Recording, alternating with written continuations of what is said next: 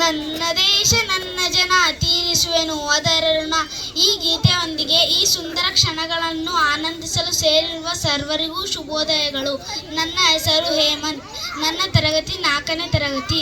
ರಂಗು ರಂಗಾಗಿ ಸಂಭ್ರಮ ಸಡಗರದೊಂದಿಗೆ ಸಜ್ಜುಗೊಂಡಿರುವ ಈ ಸುಂದರ ವೇದಿಕೆಯ ಮೇಲೆ ಆಸೀನರಾಗಿರುವ ನನ್ನ ನೆಚ್ಚಿನ ಗುರುಗಳೇ, ಆತ್ಮೀಯರಾದ ಗಣ್ಯರೇ, ಶಿಕ್ಷಕರೇ, ಪೋಷಕರೇ ಹಾಗೂ ಊರಿನ ಗುರು ಹಿರಿಯರೇ, ನಿಮಗೆಲ್ಲ 78ನೇ ಸ್ವತಂತ್ರ ದಿನಾಚರಣೆಯ ಶುಭಾಶಯಗಳು.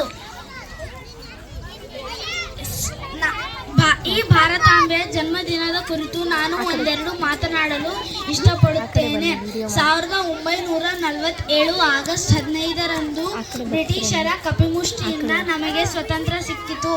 ಇಂದು ನಾವು ಮಹಾತ್ಮ ಗಾಂಧೀಜಿ, ಜವಾಹರ್ಲಾಲ್ ನೆಹರು, ಭಗತ್ ಸಿಂಗ್, ನೇತಾಜಿ ಸುಭಾಷ್ ಚಂದ್ರ ಬೋಸ್, ಲಾಲಾ ಲಜಪತ್ ರಾಯ್, ಬಾಲ ಗಂಗಾಧರ್ ತಿಲಕ್ ಅವರ ತಪಸ್ಸು ಮತ್ತು ತ್ಯಾಗ ನೆನಪಿಸುತ್ತದೆ. ಇಷ್ಟು ಹೇಳುತ್ತಾ ನನ್ನ ಪುಟ್ಟ ಭಾಷಣವನ್ನು ವಿರಾಮ ನೀಡುತ್ತೇನೆ. ಧನ್ಯವಾದಗಳು. ಜೈ ಹಿಂದ್, ಜೈ ಭಾರತ್ ಮಾತೆ.